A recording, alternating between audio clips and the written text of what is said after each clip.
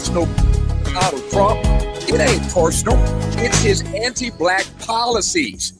You feel me?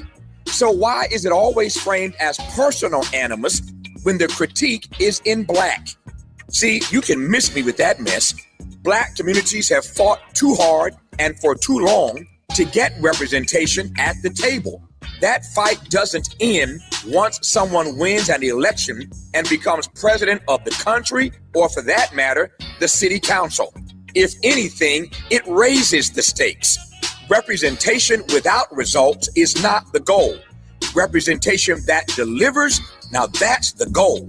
So, in the future, when we talk about a policy failure, let's talk about the policy. Let's keep our eyes on the actual record, the votes, the budgets, the promises, the perennially missed deadlines, the outcomes in people's daily lives. Because the moment we start treating accountability as disloyalty, we lose the ability to ask for better from anyone. We must never surrender our agency to be outraged when our leaders underperform. Our communities deserve leaders who welcome scrutiny, not ones who hide behind identity to avoid it.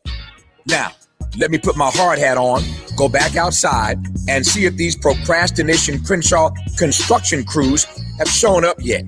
I'm saving space for grace. But if these trucks don't show up soon, well, you already know. With the KBLA Talk 1580 editorial, I'm Tavis Smiley, and as always, we welcome your feedback.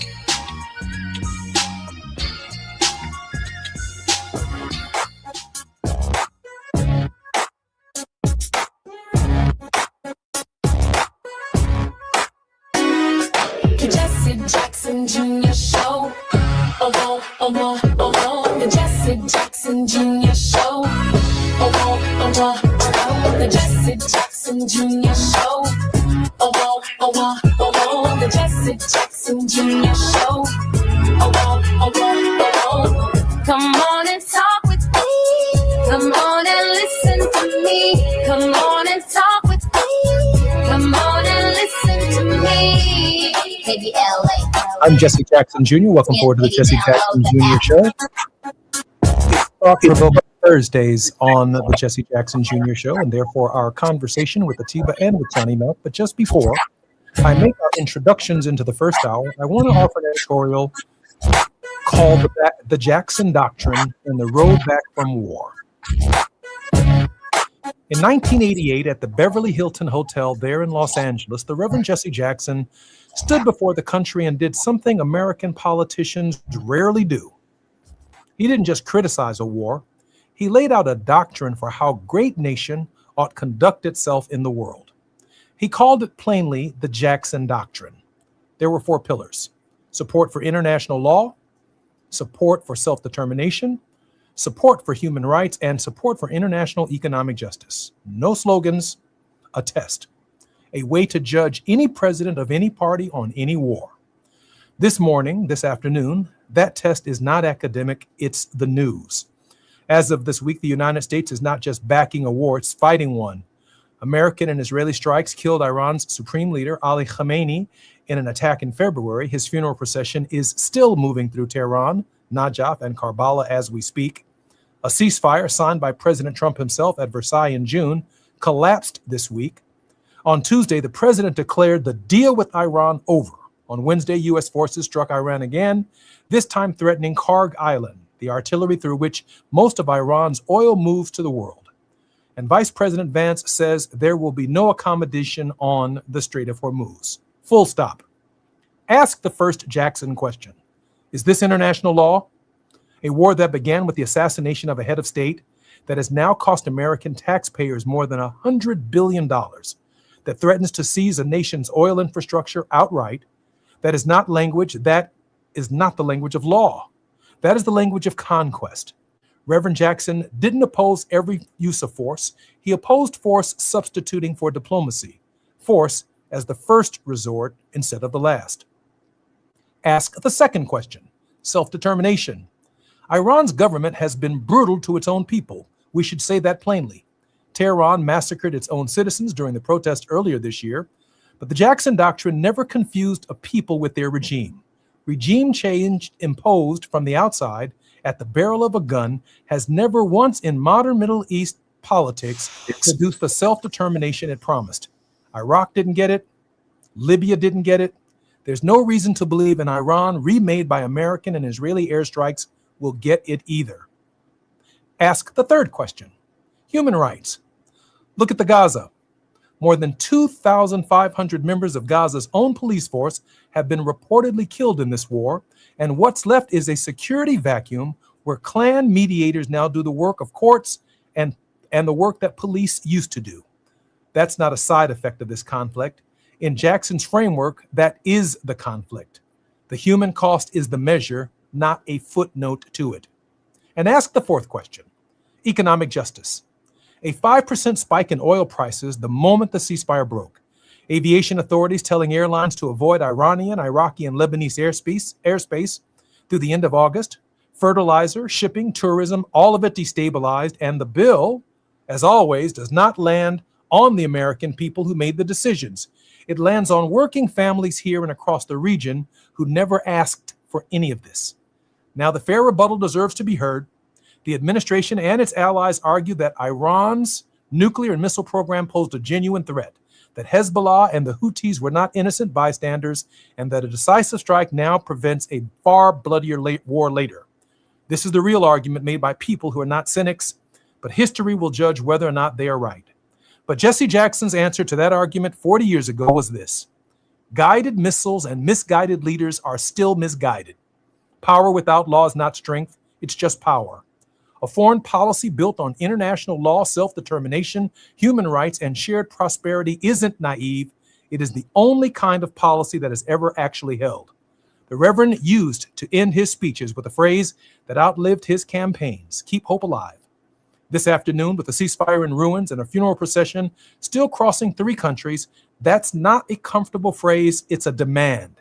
Keep it alive by insisting our government meet its own stated standard, not just its stated enemy. I'm Jesse Jackson. You're listening to Conversations with Atiba on the Jesse Jackson Jr. Show. In a moment, our very special guest will be introduced, and we're going to have a conversation about your pocketbook. Make sure you have a pen and a piece of paper so you can follow the notes from Ataya, who's going to share with us how and what we should be doing with our money in this environment. I'm Jesse Jackson Jr. More on KBLA Talk 1580 when we come forward. It's afternoon drive time with Jesse Jackson Jr. Only on KBLA Talk 1580.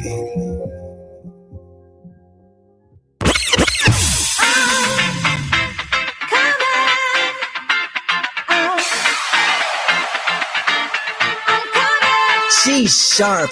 She's fearless. I don't know what they told you, but if they told you that cutting me off is how we're going to get clicks, stop it now. She's that girl, and she's bringing all of that to your radio this summer. Amanda Seales is here. I am Amanda Seales. Comedian, artist, actress, activist, truth teller. The woman who never bites her tongue is coming to KBLA Talk 1580.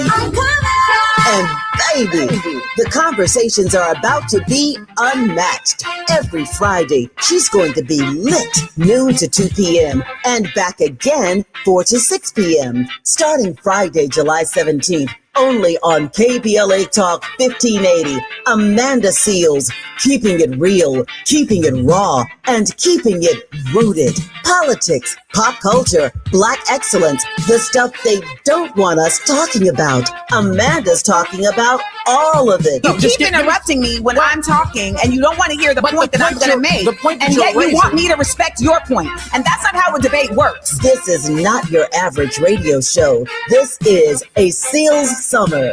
Fridays, noon to 2, 4 to 6. Starting Friday, July 17th. Only on KBLA Talk 1580. Don't just listen. Tune in.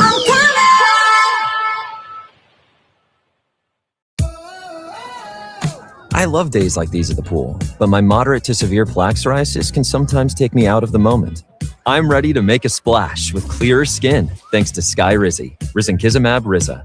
Skyrizi is a prescription-only injection for adults who are candidates for systemic or phototherapy.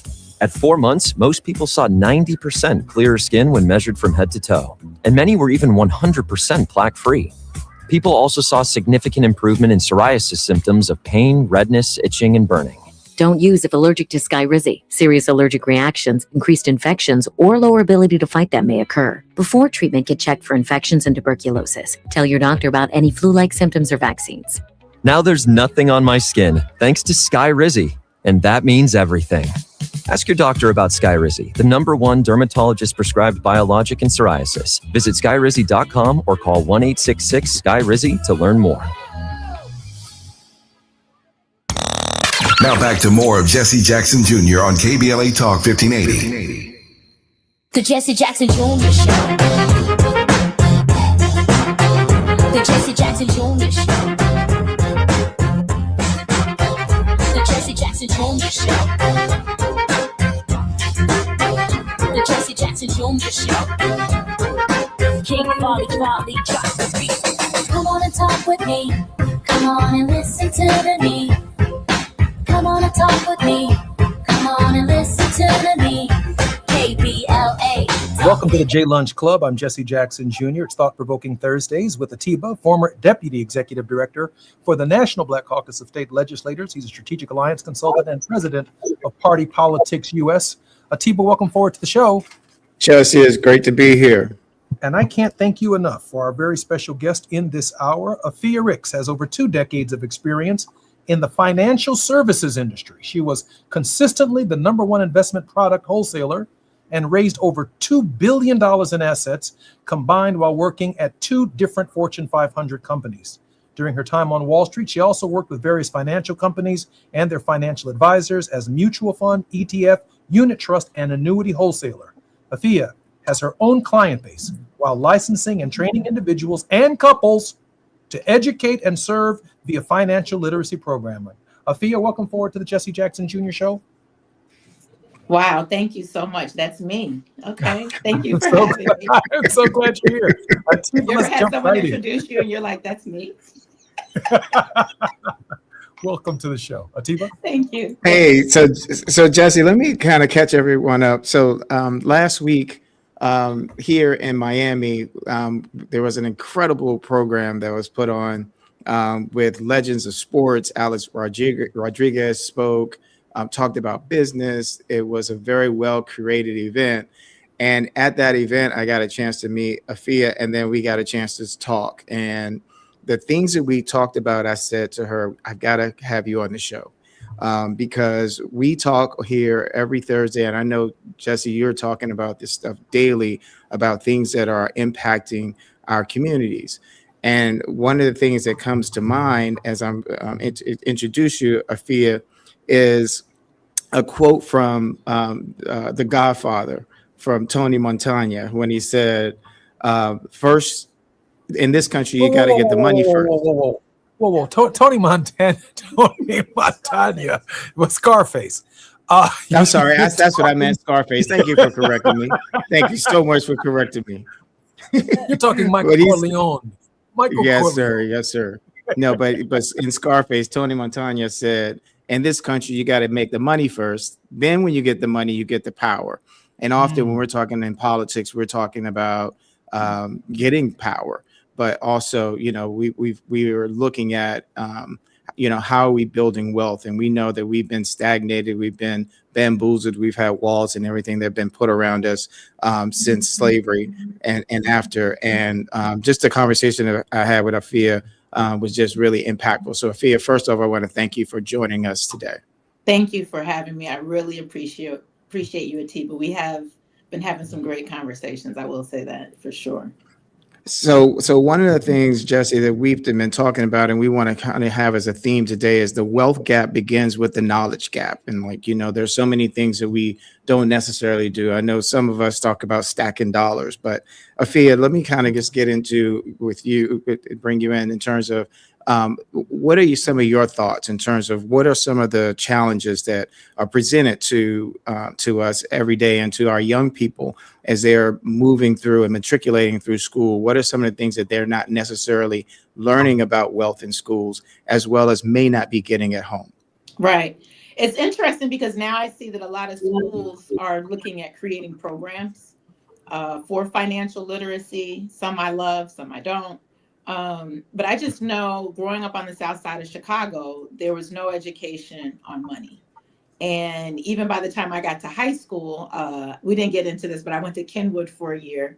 And then I ended up going to Lake Forest Academy. A gentleman we ran track with, he got shot and killed. There was a lot of stuff just going on in the Chicago public school system that I told my mom, I'd like to escape if you want me to go to college. So I ended up going to Lake Forest Academy, which is a boarding school and one of the highest net worth communities in the United States.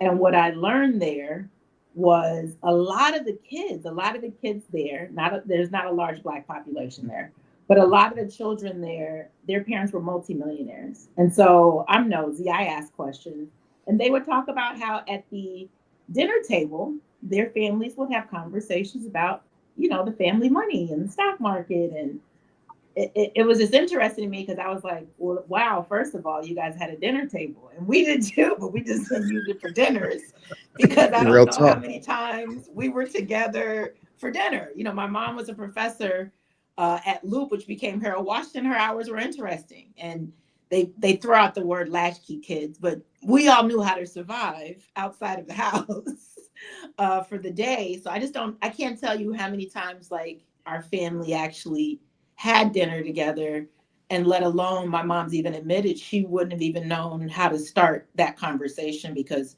she wasn't taught about money. Where'd you Afia, learn what about does the money? My question, Afia, what does the conversation in the Black community, given our median standard of income, Mhm. what does that sound like compared to the conversation that you heard they were having in Lake Forest? So common phrases lead you to think that all rich people are evil. And I always say, man, if you think that rich people are bad people, then you're speaking actually out into existence because we're not bad people, right? I don't think anybody thinks they're a bad person. So you're already pushing the energy of money coming in your direction if you're saying money's evil. But then also when you get it, right? When I first started making money on Wall Street, and I was making really good money, but you kind of start saying, man, am I still a good person? So that's one thing. Money is the root of all evil, right? We've all heard that. And then for most parents, when I talk to them about it, there's almost like a guilt in the Black household that they didn't have that conversation. We talk about religion, we talk about sex ed, we talk about a lot of things, but there's not a lot of conversation about money. And if there is, a lot of my generation, it was conversations with the grandparents, and their conversation was put money in the bank and just let it sit there. And I know we're going to get to this part of the conversation, but the question I would ask everybody is, what rate is your bank giving? And whatever rate that is, it 100% is not keeping up with inflation. So I'm not saying don't put your money in the bank, but it's not even close to 3-4%, which is average inflation. So your spending power with money is slowly deteriorating with that type of advice. And our grandparents used to get double-digit returns on their money. That just doesn't exist anymore at the bank.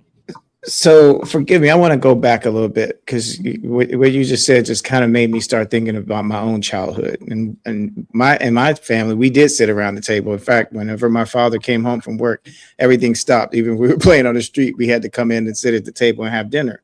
But we didn't necessarily have these type of conversations. But what I do recall is I remember watching my parents sitting around the checkbook. You know, I didn't know this until later, but they were balancing the checkbook, making sure that they had, were accounting for what each other had spent out of their joint checking account. Again, I'm assuming though they're here. What I do also remember is that the first time I really came to understand something about the stock market was that in high school and going to a business class. And then in the business class, we took a trip to a stockbroker, and the stockbroker explained to us how Wall Street worked, and then asked us, if you were going to pick a stock, which one would you pick? We didn't know. So I took my finger, slid it down, and I ended up on Lehman Brothers of all things. But I kept watching, and we put some money in, and we kept watching and what have you. So that was my first introduction into the stock market. But the other thing that comes to mind, Afia, is the first time at 14 years old, thanks to Mayor Marion Barry's Summer Youth Employment Program, I had a job where I worked 4 hours a week. For 4 hours a day. And I remember when I got my first check. And I remember asking my mother, why has so much money been taken out of my check? Because what I was multiplying was how much I was getting paid an hour. And that's how much money I expected to get.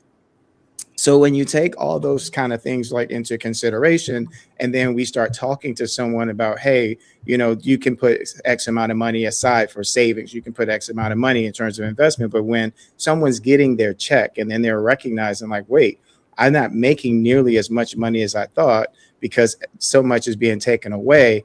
When you look at that, how do you teach someone as they're coming up how to, as in our conversations, you live within your means or below your means so that you can be able to create a better future for yourself? First of all, thank you to whatever teacher that was that took you to the stockbroker and had you even look at anything. The second thing I'll say is that your parents had the checkbook out, but I want to ask you both, did your parents ever tell you how much money they made? No, they didn't. And it was like I remember asking my father how much he made, and to me it came across that it's none of your business. It was grounds in some households for a spanking, dare I say, or we can't talk about spankings anymore. Okay, got it. But that was the conversation I had with my mother when I first got on Wall Street, because my first job in New York, I got paid $25,000. It was in advertising. So then I go from there to, luckily, an alumni of my college, I was about to get evicted. So I got into financial services because of necessity. So I worked for her part-time to make some extra money. And then at some point, what I realized was I'm making $25,000 here. I'm making an extra couple of $100 here a week. How much did my mother make? Because she, put us through school. I got a little bit of a scholarship at Lake Forest Academy. At Smith College, I got some money. I knew how much it was, but I knew I had to contribute $1,000 a year. But then it started dawning on me as we're doing financial plans. One of the questions is, well, how much do you make and how much do you spend? And so I called my mom and I remember asking her, well, how much did you make? And she hesitated and she did not feel comfortable telling me. And I told her the reason why I needed to know. I need to know. I need to know how you were able to buy that condo in Hyde Park for me, you, and my sister to live in. I need to know how you were able to get those groceries and go to the health food store and buy us healthy food because that's what you wanted us to eat. How did that lifestyle even exist? And at the time, she was making $50,000 is what she told us. That's what she made when she did that at that period of time. So in my mind, I'm like, I'm making half of that, so this really isn't going to work. But I also didn't even account for inflation because that wasn't a lesson that I had gotten, that every 25 years, and I want everybody to hear this, every 20 to 25 years, you need to double what you make just to have your lifestyle keep up with the lifestyle you had 25 years prior. I have a quick question for you. When I graduated from college, North Carolina A&T State University, School of Business, where the dean was Quaister Craig, I graduated with a degree in business administration, but I didn't have $1 to my name. And I went to the seminary and then to law school. I ended up with this book because I had been watching an infomercial called Wealth Without Risk by a guy named Charles J. Gibbons. I think he's deceased now, and he may have even done some time. He encouraged the people who read his book to take $25 every month, put it in a mutual fund, and using a method of basically dollar cost averaging. When the stock market was high, your $25 would buy fewer shares of the mutual fund. But when the market was low, your $25 would buy more of the shares in the mutual fund. And as a result, over a period of time, looking at the market's highs and lows, Afia, my little $25 every month would continue to buy shares of stock in a mutual fund, given a little bit of financial direction and a little bit of help. Does that still make sense in today's environment? Because I'm not so sure I can explain why I'm still broke. First of all, my big smile came from someone told you to start early, which is so important because, as we know in history, at least the history of our economy keeps growing. That means the stock market is moving in this direction. So what you were able to buy for the price of the exact same mutual fund, I don't know what you bought at the time, of what you would do now is very different. Now, there is a specific number of what you should have in retirement. And based on whatever returns you're getting, there's a specific amount of money that you should be putting away each month. So I would be excited if everyone who's listening to this would start with $25 a month into a mutual fund. That's actually what I literally encourage. Now, when I'm talking to adults, I can go as low as $25 a month into some major mutual fund companies. But for adults, usually I say, let's start with 100. But what I will do is I'll give you some numbers. So if you wanted $1 million by the time you were 65, Mr. Jackson, if you started at 20, you would need to do $135 a month. And this is if you got a 9% rate of return. And I like giving statistics. The stock market has averaged 10% since the 1920s. So saying 9% is not a crazy number. And I hope everyone heard you when you said the ups and the downs. Hold on one second, Afia. I've got to take a break here, but we're going to pick right back up on this conversation when we come forward. I'm Jesse Jackson Jr. You're listening to the nation's best financial planner, Afia Ricks. I'm so glad she's our guest on our conversation with Atiba. More on KBLA Talk 1580 when we come forward. It's afternoon drive time with Jesse Jackson Jr. Only on KBLA Talk 1580.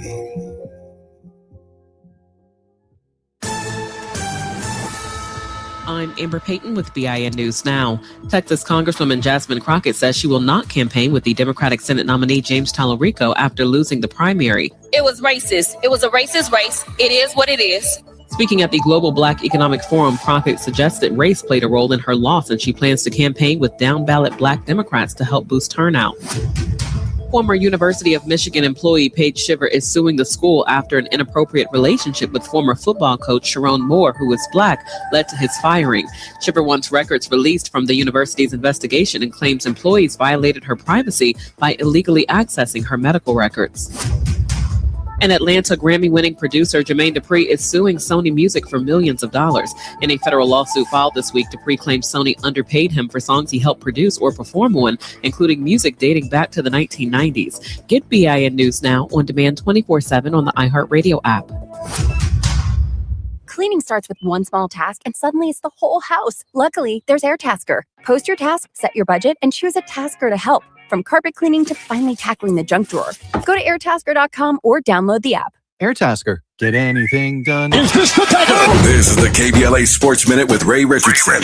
The Dodgers got by Colorado Wednesday night 4-3. A very impressive at-bat for Dodgers shortstop Mookie Betts in the 8th inning. Mookie had 2 strikes on him after facing 8 pitches. On the 9th pitch, Mookie delivered a game-winning RBI single. The Dodgers are off today. They're at home Friday night against Arizona. The Major League Baseball draft is Saturday. UCLA shortstop Rock Cholowski is projected to be the #1 overall pick. Cholowski was voted Big Ten Conference Player of the Year this season. He batted .320 with 21 homers and 60 RBIs. First pick in the draft belongs to the Chicago White Sox. In my Thursday afternoon sports update, I'll have a recap for you on Coco Gauff at Wimbledon. The 22-year-old African-American is playing this morning in the semifinals against Carolina Muchova. Coco is aiming for her first Wimbledon championship. No debates, no speculation, just the info you need. That's your KBLA Sports Minute. I'm Ray Richardson on KBLA Talk 1580. Unapologetically progressive. You're listening to KBLA Talk 1580. We don't tell you what to think, just what to think about. Hey, I am D.L. Hughley, host of the D.L. Hughley Afternoon Show, heard weekdays from 2 to 4 exclusively on KBLA Talk 1580. I promise to make you think a little, but laugh a whole lot more. So tune in to the D.L. Hughley Afternoon Show 2 to 4 only on KBLA Talk 1580.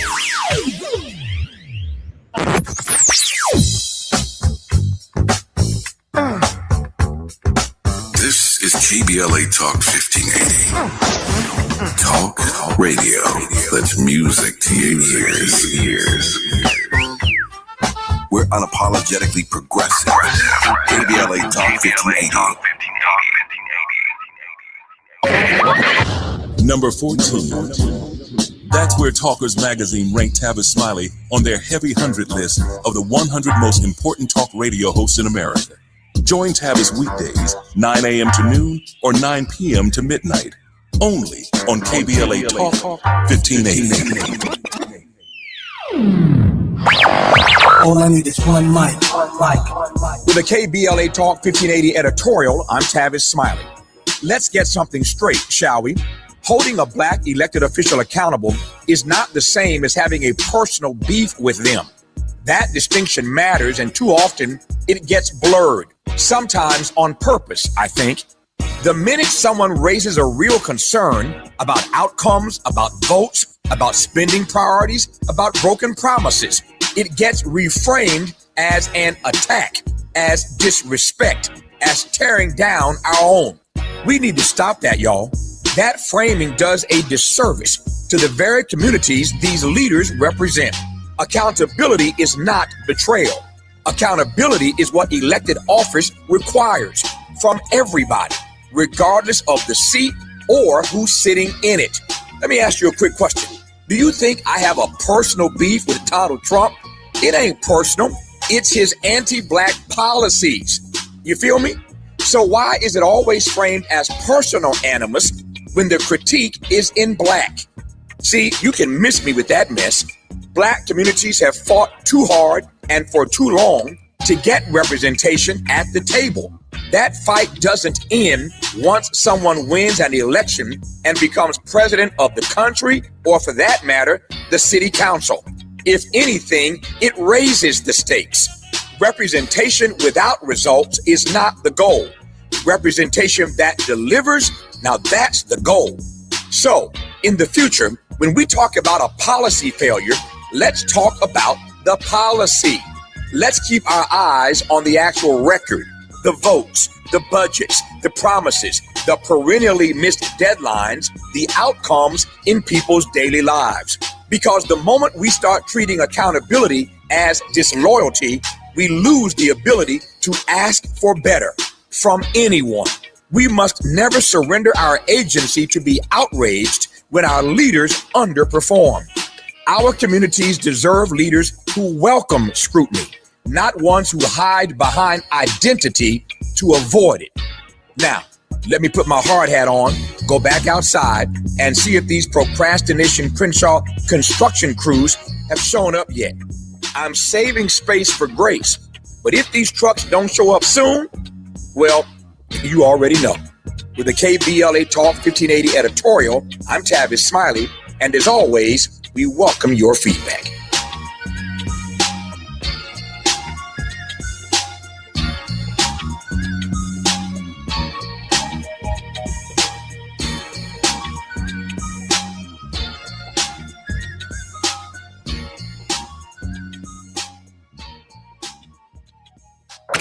You're listening to Jesse Jackson Jr. on KBLA Talk 1580. The Jesse Jackson Jr. Show. The Jesse Jackson Jr. Show. The Jesse Jackson Jr. Show. The Jesse Jackson Jr. Show. King Volley, drop the beat. Come on and talk with me. Come on and listen to me. Come on and talk with me. Come on and listen to me. KBLA Talk 1580. I'm Jesse Jackson Jr. You're listening to the Jesse Jackson Jr. Show, the J Lunch Club, right here on KBLA Talk 1580. We're in our conversation with Atiba. Our very special guest is Afia Ricks. Afia is one of the nation's leading financial planners and advisors, and I'm grateful that she's joining us here on our show. Atiba, welcome forward, and Afia, welcome forward as well. Thank you. Good to be here. I do want to finish this point that we were making just before the break, and that is this. I mean, I was squeezing to get $25 to invest in a mutual fund out of a lot of things. Mm-hmm. At the time I was growing up, there was Blockbuster. So I wouldn't go to the theater. I'd wait for it to come out on Blockbuster with my VCR, right? Rather than get a new car, I got a used car. And I'm thinking in this environment, some good advice for the average person listening to this radio show who's on the 405, the 101, the 5, the 10, the 118, and the 110. If you're in LA and you're trying to get a new car in this environment, you might be making a big mistake, because I think what I hear Afia saying is that we've got some choices to make from our present income to squeeze out now the $135 a month that we need to find out of our existing income in order to earn a percentage higher than what banks pay that our grandmothers used to put in a banking account because of inflation. We have to find a return that's somewhere around 9 or 10%. Afia? I agree. And you can find I got all that from you. I just need to make sure that's what you said. Yeah, I mean that. I'm just giving you the numbers. I wish I could adjust the numbers down to where $25 would work. But the reason why I would love if somebody would start with $25 to the point that you brought. That $25 is not going to DoorDash. That $25 is not going to a pack of cigarettes. That $25 is not going to something that is not going to be as useful as having $1 million when you're 65 years old. Now, the difference is if you do it at 50, then you need to get to $1 million. You need to save $2,643. So waiting is really a big issue for a lot of people because they're waiting for the perfect time or they're waiting for the perfect instance. And it's like, no. A lot of us are missing out on these returns that are happening right now. The returns right now are actually so unrealistic. The market's doing so well, but are people even participating their $25, $135, or even $2,000, $3,000, whatever someone can afford to do. I would love if they would take a percentage of their money and try out the stock market and put some money to the side. Atiba? Yeah, Jesse, I was thinking about your editorial when you started in terms of what, just what's going on in the world right now. Afia, what do you see that happens right now with the stock market? With, I'm assuming that things that happen in DC affect the market. What are some of the things that you see, and what is some of the advice that you might give to someone listening? There's always going to be various components of the world, let alone the United States, that will positively and negatively affect the market. And I want to give another statistic. The market's up 75% of the time. It's down 25% of the time. Atiba, when do you think is the best time to buy? When the stock market is up or when the stock market is down? I would assume when it's down. But you may not know this from my perspective, but I'll just tell you, most people, when everyone's talking about, oh my God, things are great and the stock market's up, that's when they want to start participating. But if something's, I'll just say, said on TV or some negative news comes out, even if that news flips in 24 to 48 hours and the market shoots up from being down, if you weren't even in to play the game, you're not participating in any of it. The other thing I get is people say, well, investing's like gambling. And I'm like, if you're looking at it short term, it can feel like gambling. But just like if you're flipping a house, like the shorter the term of that investment, the more uncertainty of what it can do. But the stock market goes up and down. And if you're doing what Mr. Jackson mentioned, which is dollar cost averaging, it takes your emotions out of it. You're participating as the market grows. But most importantly, when it's down and emotionally you're not certain, it's forcing you to do what you should be doing, which is when the market is down, you should be buying and you should be participating. So yes, things in Washington can affect what's going on in the stock market, but also, weather can affect, unfortunately, what's going on in the stock market. There's so many outliers that do affect what's going on in the stock market, but you have to be in it to win it.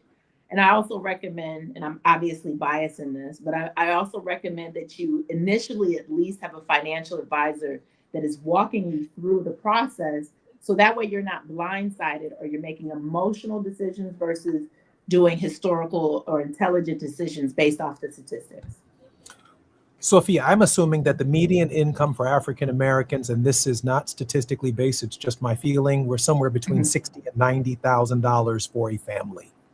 Yes, Atiba, you actually had the exact numbers, which I loved you sent earlier. But yes, it's between 60 and 90. That's great. So what changes in our lifestyles have to be made to squeeze out a monthly investment over time that allows us to play when the market's low and when the market's high? But I think I heard you say, but we've got to be consistent over time. Yes. The first step is doing a budget. And I know a lot of my clients, they'll do their own budgets. And I'm like, okay, well, let me do a budget. Let me do your budget. And what we do is we have categories, but then I highly recommend you go into your bank app and I need you to scroll and see what is coming out each month, because there's some things that people are paying for that they don't even want, that are like subscription based or whatever it is. And those could be monies that could turn into tens of hundreds of thousands of dollars in the long run. So step one is really reviewing your budget, because I always find money when I'm doing a budget with someone. Atiba? You said you always find money. The next question I would ask is, where do you find it? I find more months. I find more months when I do a budget. Because Gina said put aside the lottery money. It could be lottery tickets. For me, it was a sneaker habit. For some of my friends, it was their vices, be it drinking, be it smoking.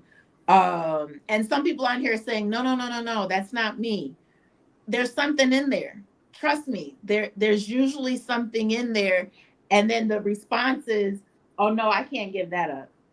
I need that in order to be okay just out here in the world. And honestly, sneakers was the problem for me, but for everyone else, it's different things. I mean, it's these clothing companies that are making clothes really cheap. So people think, oh, I'm getting something for just this, and emotional purchases is a huge issue. There's a lot of things that people could look at in their budget, and I'll help them find it. I drive to Indiana to get my gas, and I live not far from where Afia grew up. I drive all the way to Calumet Avenue and to Burr Street in Gary, Indiana, where I found gas for $2.99 a gallon. I'm just not doing $5.65 here in the city of Chicago. That's just a fact. And so I'm making it squeeze that way. I'm buying my toilet paper at Aldi's and at the Family Dollar. And I'm meeting a whole bunch of people, by the way, who walk up to me and say, hey, you're Jesse Jackson Jr. And I'm like, yeah, we shop right here at the Family Dollar. Absolutely. And I get my Dawn there. I get my deodorant there. I get my pods for my laundry there. I'm not hanging around Jules. It ain't happening. And there's a whole bunch of adjustments I'm making right now to squeeze. Now you're telling me $135 out of whatever it is I get a month, put it in the market. Is there a particular mutual fund or series of mutual funds like the tech economy, like AI, that we should be looking at? I'm Jesse Jackson Jr. Afia. When we come forward, you're going to have plenty of time for that answer. More on KBLA Talk 1580 in conversation with Atiba in just a moment.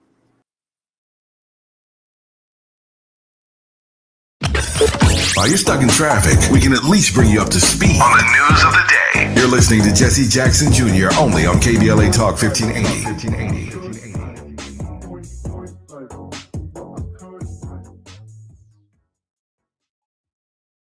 Hi, I'm Chris Holden, former California Assembly member, former Mayor of Pasadena, and CEO of LA Fire Justice. I've spent my career fighting for our communities. When I saw Edison celebrating $4.5 billion in profits while Eaton Fire survivors struggle to make ends meet, it made me simultaneously sick and furious. Families and individuals are dealing with financial pressure, insurance delays, costly remediation, and the painful question of how to rebuild their lives, while the utility that caused the fire is paying its executives millions and is more profitable than ever.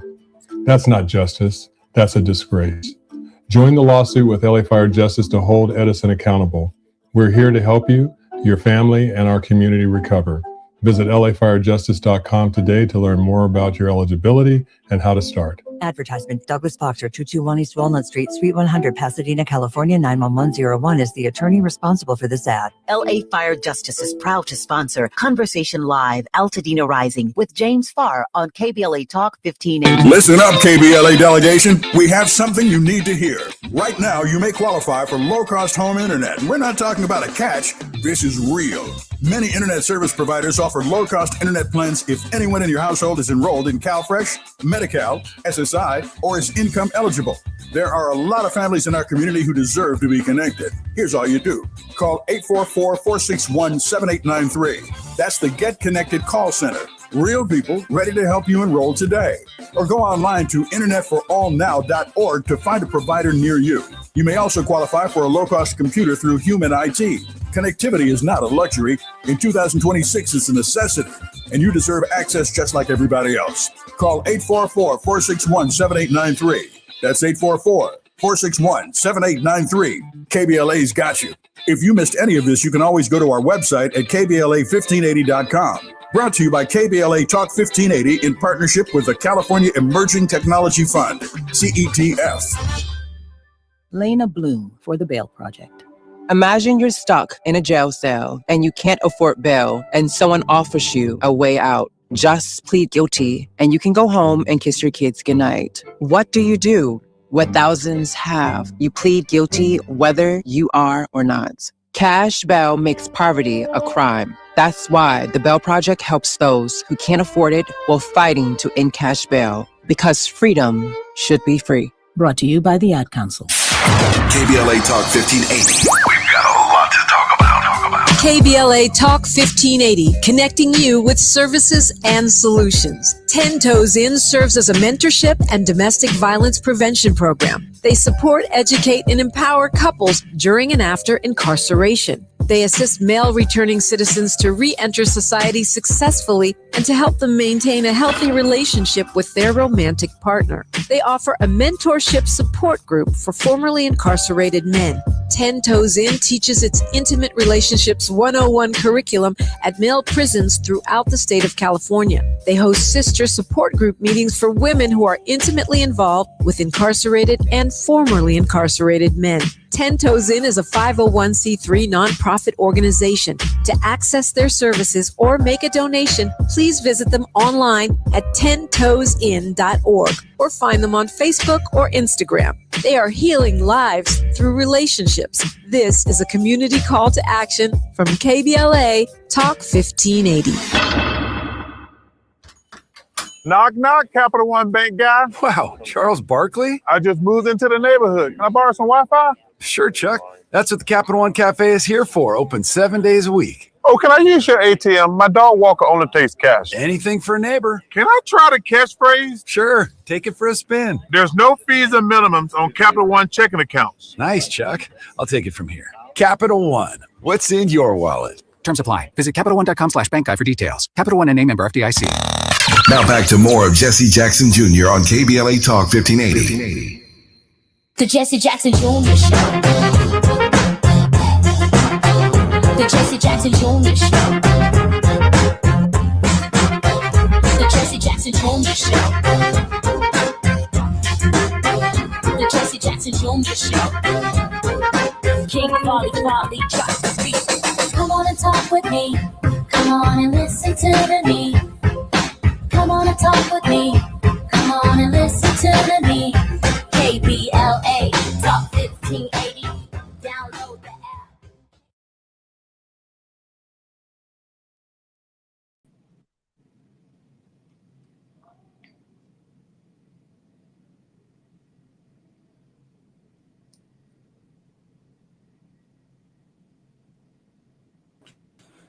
I'm Jesse Jackson Jr. Welcome forward to the Jesse Jackson Jr. Show on KBLA Talk 1580. It's Thought-Provoking Thursdays, and we're in conversation with Atiba.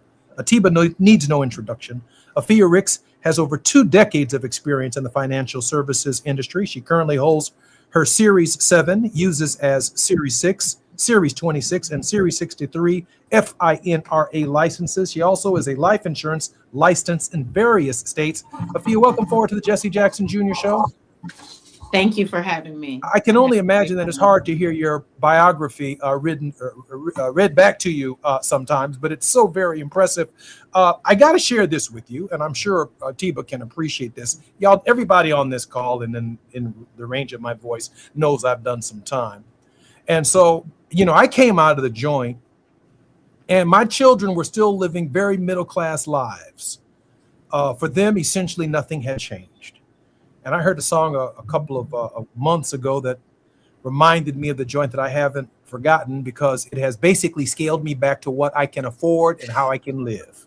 I ate noodles, no packet, cereal with the canned Merc, powder Merc, no Merc, waffles, no syrup, jelly, no jelly, nothing. Oatmeal, no sugar. It seems to me that I'm in a better position right now, Afia, to actually squeeze something out of my meager little income to invest, no matter how difficult the circumstances were. Each of us can look at that little bit of sacrifice that can put us on the road to overcoming some of these affordability issues, and also saving for our family's future in spite of. Afia, talk to me now. So what I'll tell you is we talked about starting early, but I also know that some people are already investing, which is great. But like you said, you need to squeeze a little bit more if you can. Now, the other thing is I've had clients that have been putting money away, and then when COVID hit, or even like this most recent year hit, they felt guilty about pulling the money. But I was like, well, that $50, $100, what would you have actually spent that on? And they're like, I'm so glad I did this. And then my response is, who else in your family should be doing this? Who else in your circle should be doing this? Because the sad part about it is most of us who do it, even though we don't have a bunch of money, by the way, you don't have to have a bunch of money to be wealthy. You just have to be really great and really disciplined with what you talked about, which is dollar cost averaging. So the thing about it is we don't want to be the only wealthy ones. If we start to do this, that means we're going to get older and that we're going to want to go on trips. And maybe at the time we'll only be able to afford road trips. Some of us will be able to afford to do the yachts and all the fun things. But do you understand, if you're the only one doing it, you got to tell your friends and your family that you want to come along on these trips to do it as well, or else you're paying.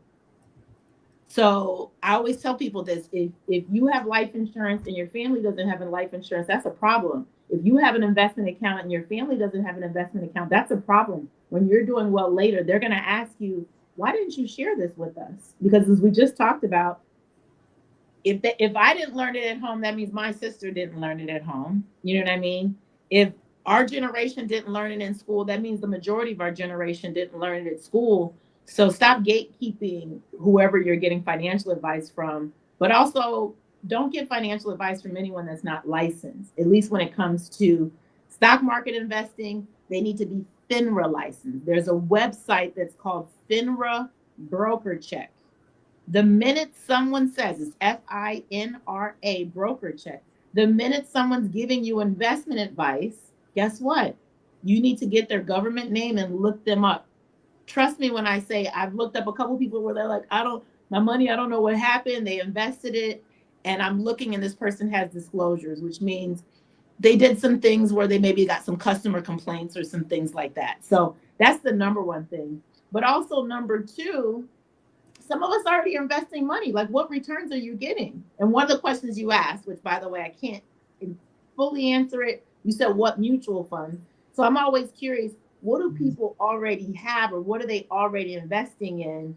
Because what are the returns? By the way, you said 135 to get to $1 million. That's if you were 20 years old. And I'm not going to say that you're not 20 years old, but I think you're at the other number. And if you were 20, that hurt. If you were 20, we're still burying cash in Folgers cans out back. Put it in the wall, put it in the freezer. In the mattress. Is cash still good? Is cash still good, Afia? Is cash still good? Cash is great. What do you mean? Cash is great. It's been so long since I've had some of it in my pocket. I'm functioning with credit cards, with Apple Pay. I hardly ever come into contact with a bill any longer in terms of a dollar bill, transferable currency. Cash is great. Cash Still is great because if you have invested, if you're investing, cash is great, because this is the thing, and this is the problem which most of us have, is most of us don't have a lot of cash. And if we have investments, it's locked up. And you want wealthy people, when the market goes down and the opportune time to buy is when it's down, and the news reporters say, oh my goodness, the world's going to end. Like, those are the best best times to buy. But who has extra money to throw in extra when things aren't good? Because this is the thing about it. Usually when the economy's not good and the stock market's down, that also means some people lost their jobs. That also means people don't have enough money to spend. But that's why we're going to go back to, I bet you I could find something in both of your budgets. I bet you I could find something in your budget. You just don't want me to find it. You just don't want me to find it. And I know that's why some people don't meet with me, because they're like, he's going to have me stop doing this habit that I don't want to really give up doing. You know, me and the fellas got to have cigars on Friday. Like, I'm not giving that up. But I'll show you that cigars with the fellas, if you invested that over that period of time, could turn into $50,000, which could be maybe a down payment for your child to buy something. It could be money for a new car, and maybe a used car for your child, because we don't buy them new cars. At least my mom didn't. She didn't play that game. So we really just got to figure. And this is the thing. I know someone's listening to this and they're saying, I'm telling you, Afia, I don't have any money. And you know, I'm going to call your bluff, because if you're in, I don't have time to cook meals. So going to get sushi is okay. Going to get sushi is okay. It's because it's fast. I need something fast. I need something quick. There's always ways to make adjustments. And I grew up in a healthy eating family, so I don't want you giving up eating the healthy food. I like the oatmeal without the sugar. Everything else made me a little nervous. But if you don't take care of your health now, that will also cost you later. Everything that you do good compounds good over time. Everything that we do bad compounds bad over time. I got to go. Thea, thank you so much for joining the Jesse Jackson Jr. Show. Amazing guest, Atiba. So grateful. More on KBLA with Johnny Mack when we come forward. I'm Jesse Jackson Jr. and the J Lunch Club right here at KBLA Talk 1580. KBLA 1580 Santa Monica. I'm Amber Payton with BIN News Now. Texas Congresswoman Jasmine Crockett says she will not campaign with the Democratic Senate nominee James Tallarico after losing the primary. It was racist. It was a racist race. It is what it is. Speaking at the Global Black Economic Forum, Crockett suggested race played a role in her loss, and she plans to campaign with down-ballot Black Democrats to help boost turnout. Former University of Michigan employee Paige Shiver is suing the school after an inappropriate relationship with former football coach Sharon Moore, who is Black, led to his firing. Shiver wants records released from the university's investigation and claims employees violated her privacy by illegally accessing her medical records. An Atlanta Grammy-winning producer, Jermaine Dupri, is suing Sony Music for millions of dollars. In a federal lawsuit filed this week, Dupri claims Sony underpaid him for songs he helped produce or perform on, including music dating back to the 1990s. Get BIN News Now on demand 24/7 on the iHeartRadio app. Cleaning starts with one small task, and suddenly it's the whole house. Luckily, there's AirTasker. Post your task, set your budget, and choose a tasker to help. From carpet cleaning to finally tackling the junk drawer. Go to airtasker.com or download the app. AirTasker. Get anything done. This is the KBLA Sports Minute with Ray Richardson. The Dodgers got by Colorado Wednesday night 4-3. A very impressive at-bat for Dodgers shortstop Mookie Betts in the 8th inning. Mookie had 2 strikes on him after facing 8 pitches. On the 9th pitch, Mookie delivered a game-winning RBI single. The Dodgers are off today. They're at home Friday night against Arizona. The Major League Baseball draft is Saturday. UCLA shortstop Rock Cholowski is projected to be the #1 overall pick. Cholowski was voted Big Ten Conference Player of the Year this season. He batted .320 with 21 homers and 60 RBIs. First pick in the draft belongs to the Chicago White Sox. In my Thursday afternoon sports update, I'll have a recap for you on Coco Gauff at Wimbledon. The 22-year-old African-American is playing this morning in the semifinals against Carolina Muchova. Coco is aiming for her first Wimbledon championship. No debates, no speculation, just the info you need. That's your KBLA Sports Minute. I'm Ray Richardson on KBLA Talk 1580. There is no denying that we've always been the conscience of this country. KBLA Talk 1580 is progressive talk radio built for our community, by our community, and with hosts who look like you, live near you, and care about what you care about. 50,000 watts of truth right here in Southern California. KBLA Talk 1580. Listen live on your AM radio dial at 1580 or stream us live on our KBLA1580.com website or on our free KBLA 1580 app. Unapologetically progressive.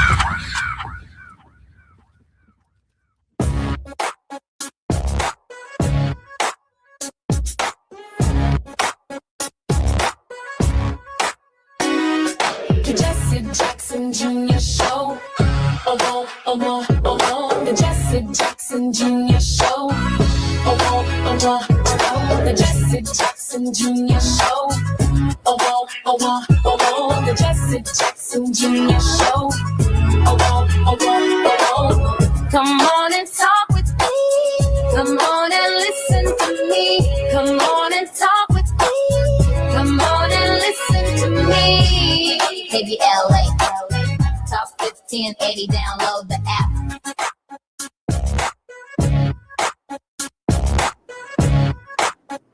I'm Jesse Jackson Jr., and it's Thought Provoking Thursdays on the Jesse Jackson Jr. Show. We are now entering the World House with Dr. Johnny Mack. Johnny Mack is a social entrepreneur and scholar practitioner with an expertise in subject areas of peace, conflict, and social change movements. Dr. Mack's research includes extensive study of Martin Luther King Jr.'s logic of nonviolence and the U.S. civil rights movement. He explicates Dr. King's logic of nonviolence using King's call to restructure the social edifice, and particularly its triple evils of poverty, racism, and militarism, with a revolution in values that is effected through peaceable power. Dr. Mack, welcome forward to our show.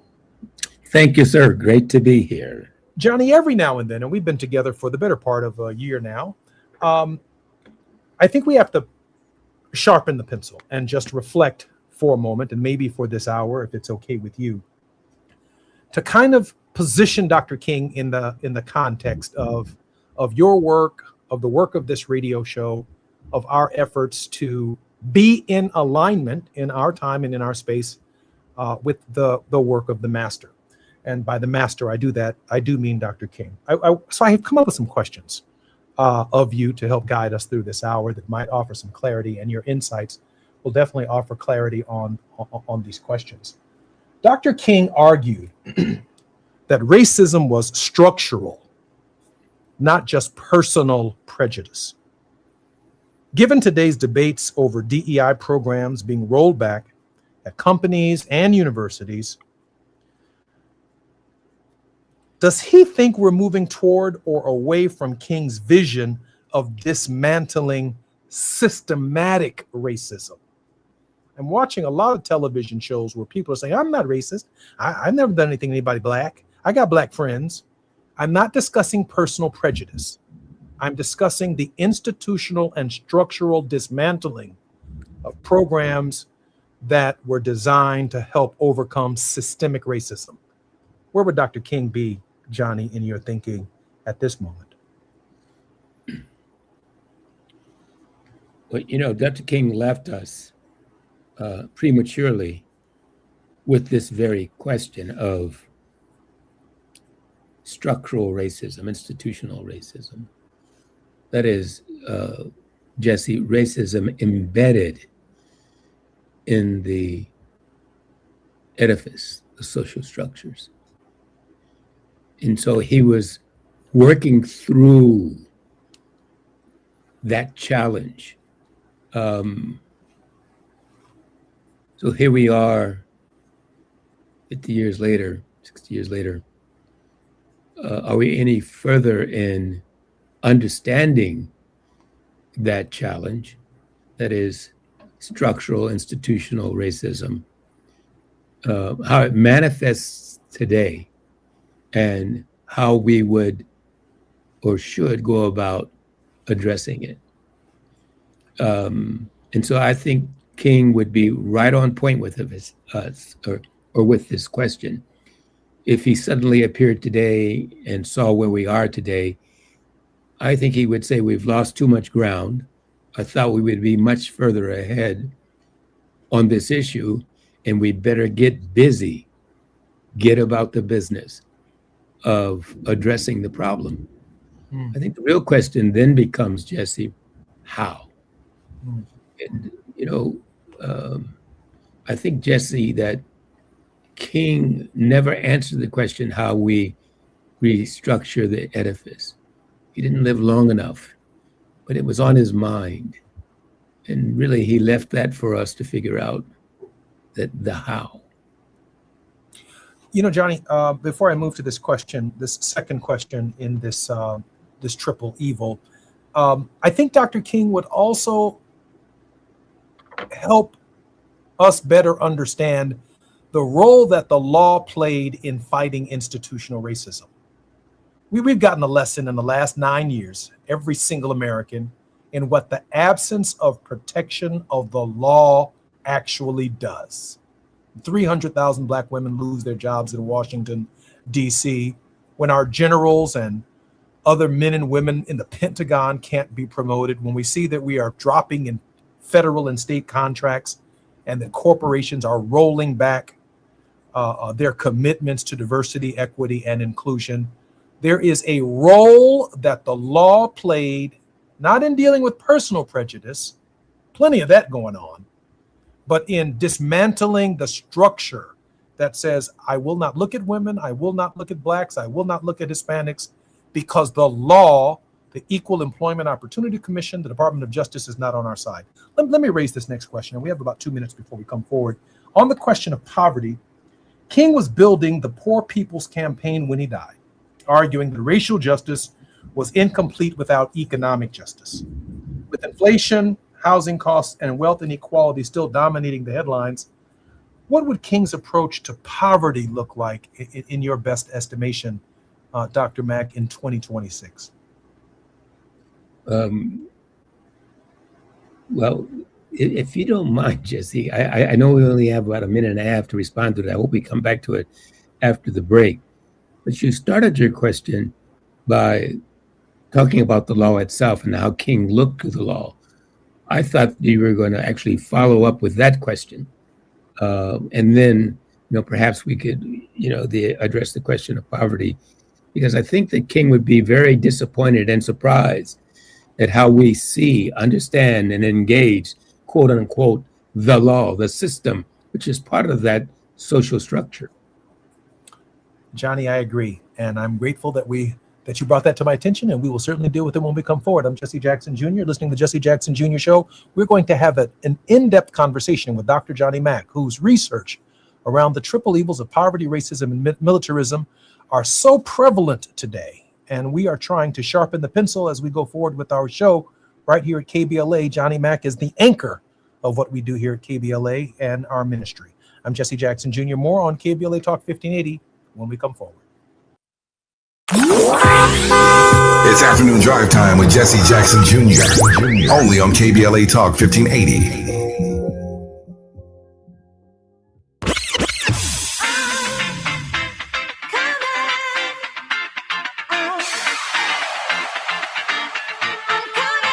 She's sharp. She's fearless. I don't know what they told you, but if they told you that cutting me off is how I'm going to get clicks, stop it now. She's that girl, and she's bringing all of that to your radio this summer. Amanda Seales is here. I am Amanda Seales. Comedian, artist, actress, activist, truth teller. The woman who never bites her tongue is coming to KBLA Talk 1580. I'm coming! And baby, the conversations are about to be unmatched. Every Friday, she's going to be lit noon to 2 p.m. and back again 4 to 6 p.m. starting Friday, July 17th. Only on KBLA Talk 1580. Amanda Seales, keeping it real, keeping it raw, and keeping it rooted. Politics, pop culture, Black excellence, the stuff they don't want us talking about. Amanda's talking about all of it. You keep interrupting me when I'm talking, and you don't want to hear the point that I'm going to make. And yet you want me to respect your point. And that's not how a debate works. This is not your average radio show. This is a Seales Summer. Fridays, noon to 2, 4 to 6. Starting Friday, July 17th. Only on KBLA Talk 1580. Don't just listen. Tune in.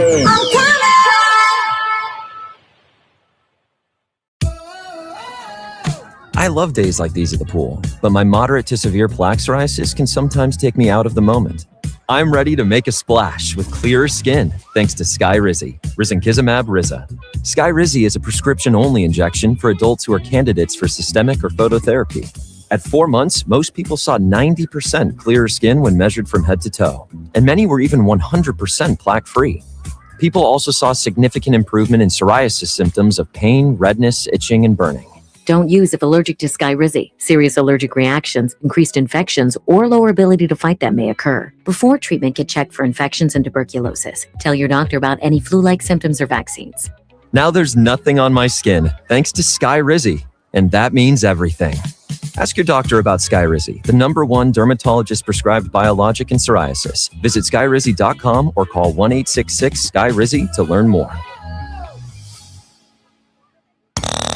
Now back to more of Jesse Jackson Jr. on KBLA Talk 1580. The Jesse Jackson Jr. Show. The Jesse Jackson Jr. Show. The Jesse Jackson Jr. Show. The Jesse Jackson Jr. Show.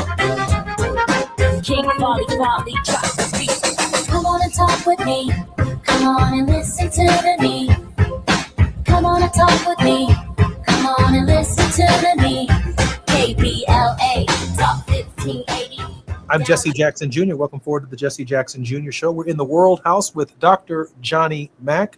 Dr. Mack is an expert in the space of peaceable power under the nonviolent philosophy of Martin Luther King Jr. Mack argues that nonviolence is a metalogic with direct structural and cultural forms that counterpose Johann Galtung's seminal conflict of violence triangles. Dr. Mack, welcome forward to the Jesse Jackson Jr. Show. Thank you, Jesse. Dr. Mack, just before the break, I did ask you a question about the structural compromises in the law, where I've tried to argue that Dr. King argued that it is one thing for a person to personally have a feeling about me, but it is another thing to have the law on my side protecting me from the harm that they could cause to me personally. Mm-hmm. And if there ever were an education that's taking place right now, we are watching not a real estate developer from New York running his mouth, denying some African Americans housing opportunities, violating New York City codes and state law, and whatever methods of manipulation he was able to use to become who he became. We're talking about the President of the United States with the Supreme Court and the Congress of the United States dismantling Second Reconstruction, dismantling the Voting Rights Act, attacking the Civil Rights Act, Robinson versus Calais.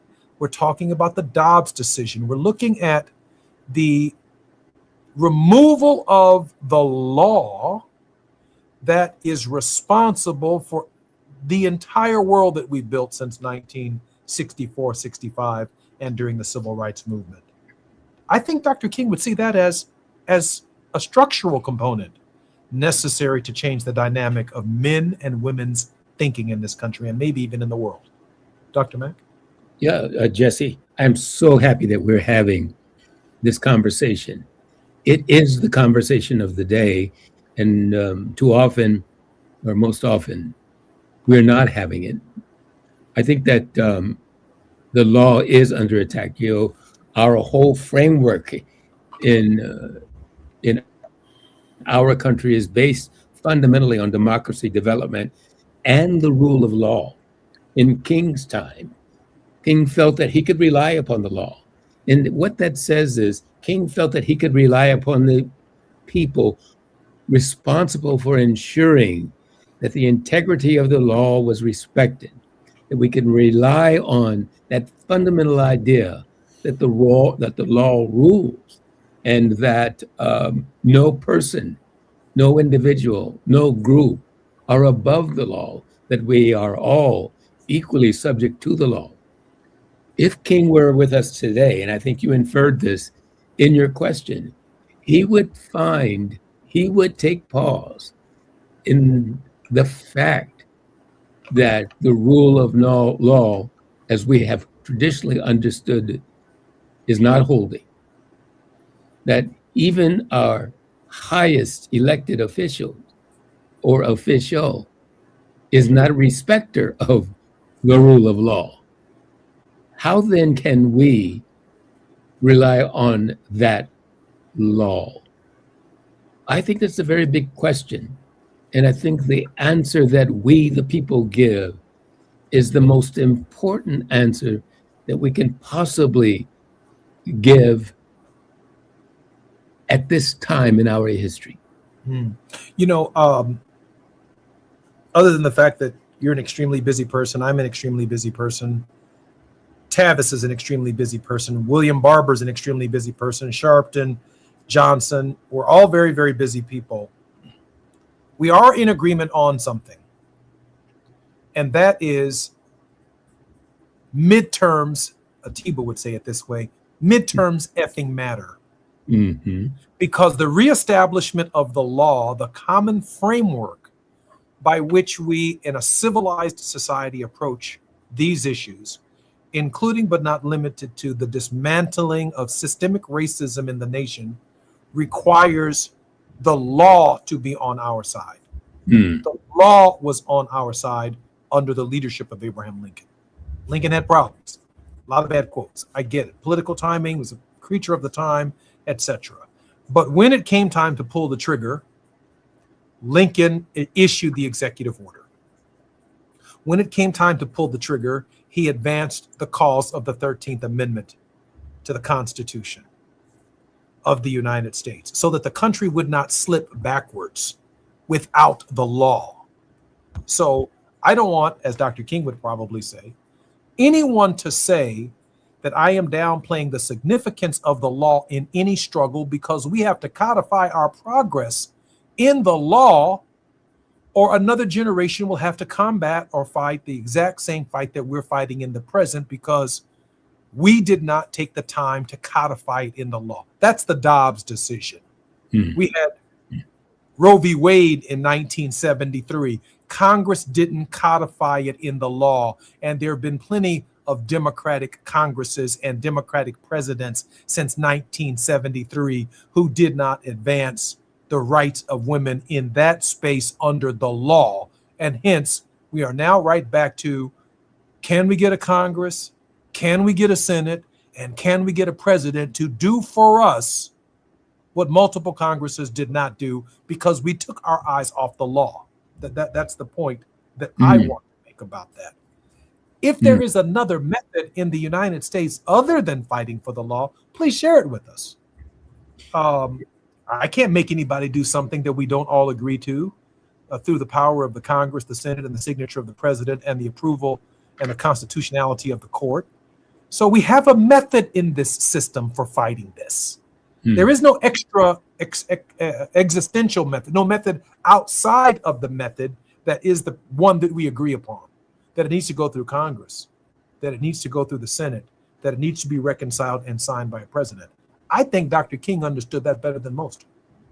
Well, Jesse, I think you're right, but you got to go one step further. And you touched on it, and I think maybe you took a step back, not intentionally. Yes, the people have to vote for it. Yes, or Congress has to legislate it. Yes, the president has to sign it. At some point, the law becomes subject to that grander scheme of things that we call the Constitution, which is in of itself a priori, the academics would say, comes before, is the first law of law. And then that, Jesse, even has to be interpreted. Someone has to say what the intent of the Constitution is. And that is part of that social structure, that edifice of the law. Problem we're confronting today. And before I even say that, let me say that even when it comes to voting, voting depends upon the law, and the law depends upon voting. So there's a mutually reinforcing, virtuous relationship between voting and the law, yes. The challenge we are confronted with is who is interpreting the law? Agreed. You know me, I'm the author of A More Perfect Union, 2001. Updated in 2019. I offered 9 amendments to the Constitution, and I said we need to start a constitutional struggle with plain language so that even the most conservative court in the United States cannot mistake what the plain language of these amendments would mean if added to the Constitution on healthcare, education, the environment, the fundamental right to vote, because you and I lived through Bush v. Gore. We've lived through a president who says that elections were shams, that they were rigged, but he's offered no proposal to strengthen elections in our democracy, only proposals to undermine democracy and rig democracy. If you wanted to strengthen democracy, you'd offer a constitutional right and turn every precinct in the United States into the same kind of secure situation that you've done with airports in every single terminal in the United States. You'd have a TSA form of officials whose sole responsibility is to make sure votes are counted, that they're handled appropriately, and that people are participating in the process without fear of intimidation or discrimination. That would be fair. That would be the way to strengthen democracy and encourage other democracies around the country to do the same. So I've offered amendments to the Constitution. And at every step of the way, amendments offered in 2001, this is 2026, Still, no Democratic candidates are running for president offering amendments to the Constitution. And when they do, they're offering reactionary amendments to a tyrannical president rather than amendments that would expand and strengthen democracy. So I'm not losing faith in democracy. I'm losing faith in candidates who are running for office who don't know, from my perspective, what they are talking about. They lack an understanding of the Constitution, not me. And I think Dr. King understood a more expansive view of the Constitution, and he would have been enthralled with the idea of a second Bill of Rights. In fact, Liz King and Barrett Pittner, Doctors King and Pittner, who are on our show on Tuesday, he is now offering an amendment, according to his Substack, that includes basically these 9 things in a single amendment to the Constitution. Whether that's practical or not is another question. But as we deconstruct what Dr. King would have us do at this hour, I have to ask the contemporary question in light of the fact that people are voting in the not too distant future, and that is this. One of the triple evils is poverty. What would King's approach to poverty look like in 2026 with people going to the polls to make a decision about affordability and the questions that confront a chicken on their table? Dr. Mack. Well, Jesse, poverty is poverty. Want is want. Meeting basic human needs is basic. And I don't know that poverty, in its fundamental definition, as we understand it, is any different today than it is or than it was 50, 60, 70 years ago. King, of course, would be appalled that there is so much poverty, even in a time of plenty in the United States, as 1% of 1% accumulate, whatever the statistic is, some outlandish percentage of the resources, of the value, of the wealth of our nation. So he would be appalled, of course. The real question is, what would we do about it? What would he do about it? And you're suggesting a couple of things. Of course, voting is part of it. Voting is when people go to the polls, who will they want to represent them in order to enact those constitutional amendments as legislative authority? What type of leadership must we have? Yes, he would encourage voting for sure, but Jesse, he would encourage more than voting, because voting. Johnny, let me throw this out at you. Yeah, because this is a fascinating conversation. I'm going to give Martin Luther King Jr. credit for an amendment, and I bet you it's the first time you've ever heard it today at any discourse or conversation. Let's have it. I think because of the Vietnam speech, and he said the resources that were designed to fight the war on poverty here at home are now being shifted to the war in Vietnam. Mm-hmm. Hence, while it may not have an author, the 26th Amendment to the Constitution, ratified towards the end of the Vietnam War, that the clearest spokesperson during that conflict, other than another white democratic socialist whose name escapes me right now, is Martin Luther King Jr.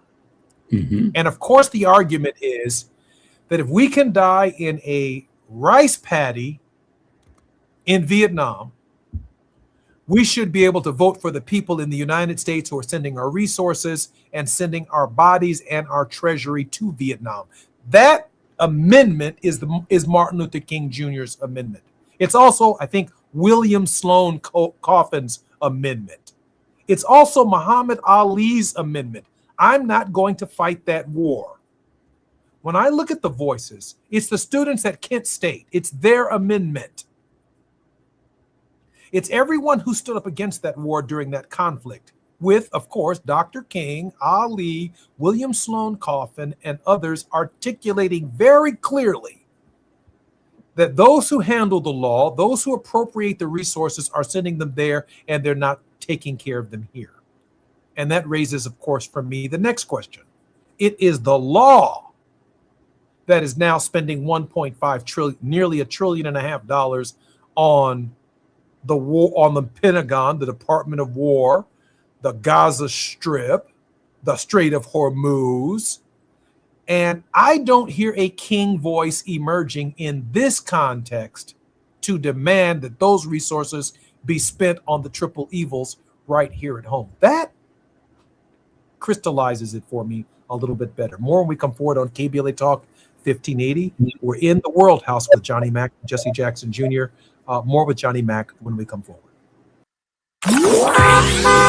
It's afternoon drive time with Jesse Jackson Jr. Only on KBLA Talk 1580.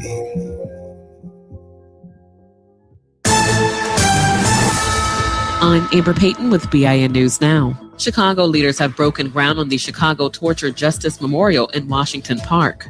When this memorial is completed, it will provide a space for education, community building, remembrance. Black Mayor Brandon Johnson and other officials say it will be the nation's first permanent memorial honoring survivors of police torture, including those harmed by former Chicago Police Commander John Burge and detectives under his command.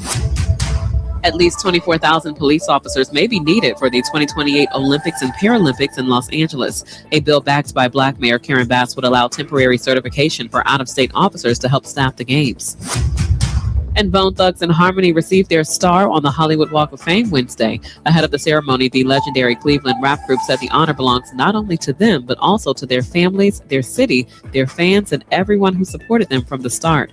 Get BIN News Now on demand 24/7 on the iHeartRadio app. Cleaning starts with one small task, and suddenly it's the whole house. Luckily, there's AirTasker. Post your task, set your budget, and choose a tasker to help. From carpet cleaning to finally tackling the junk drawer. Go to airtasker.com or download the app. AirTasker. Get anything done.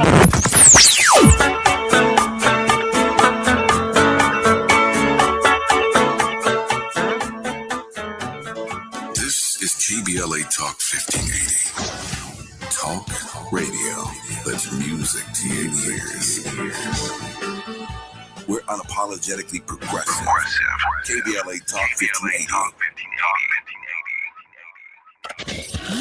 We've got a lot to talk about. I'm Reverend Gerald, the life coach. Is someone you love struggling with addiction and mental illness? Is improving your family's health important? Want to leave a legacy that your family can grow? Are you ready to enhance your perception of life experiences? Then wake up weekends at 7 a.m. with Urban Family Focus and get the wisdom, opportunity, resources, and motivation to live your best life. Join the conversation on Urban Family Focus Saturday and Sunday at 7 a.m. Unapologetically progressive. KBLA Talk 1580. We've got your black.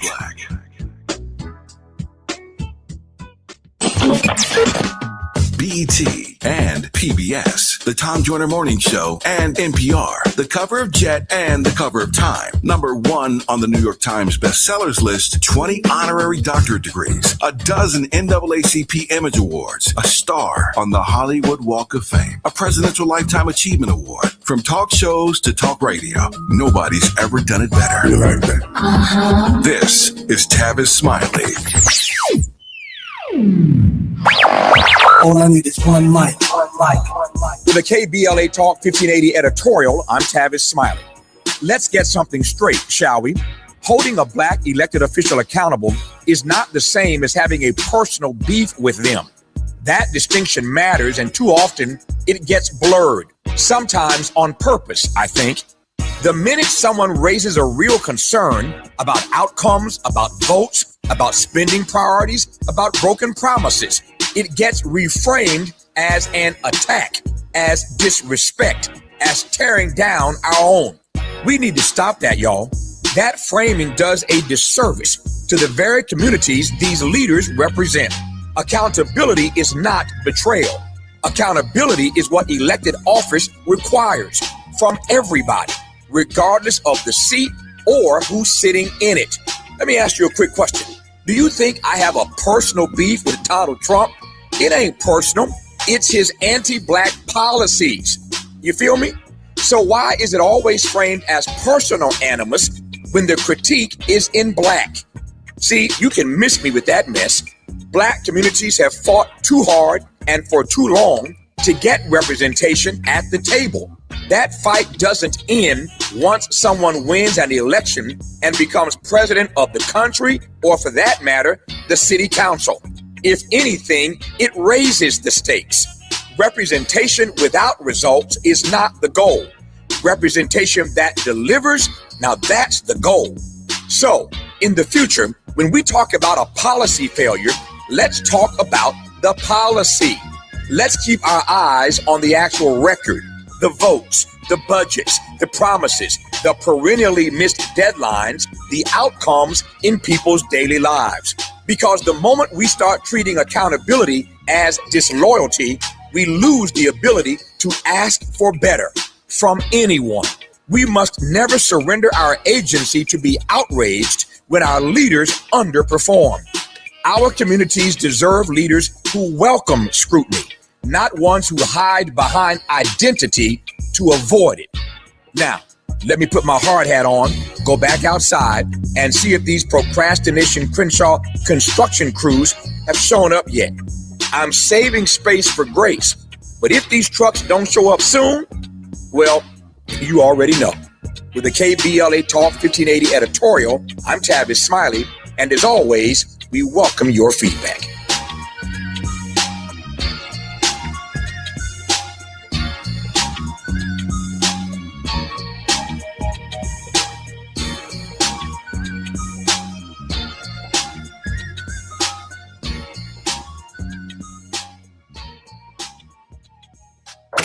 You're listening to Jesse Jackson Jr. on KBLA Talk 1580. The Jesse Jackson Jr. Show. The Jesse Jackson Jr. Show. The Jesse Jackson Jr. Show. The Jesse Jackson Jr. Show. King Volley, drop the beat. Come on and talk with me. Come on and listen to me. Come on and talk with me. Come on and listen to me. KBLA Talk 1580. I'm Jesse Jackson Jr. Welcome forward to the Jesse Jackson Jr. Show on KBLA Talk 1580. Our very special guest and mentor to me personally and to the program, Dr. Johnny Mack, whose seminal work always asks the question, after confrontation, then what? A legitimate question, challenging the putative logic of nonviolent social change theory and practice. Particularly, he rearticulates nonviolence beyond the traditional understanding of nonviolent struggle as principally nonviolent resistance. Just because I'm nonviolent doesn't mean I'm not going to defend myself or I'm not going to resist injustice. I appreciate that.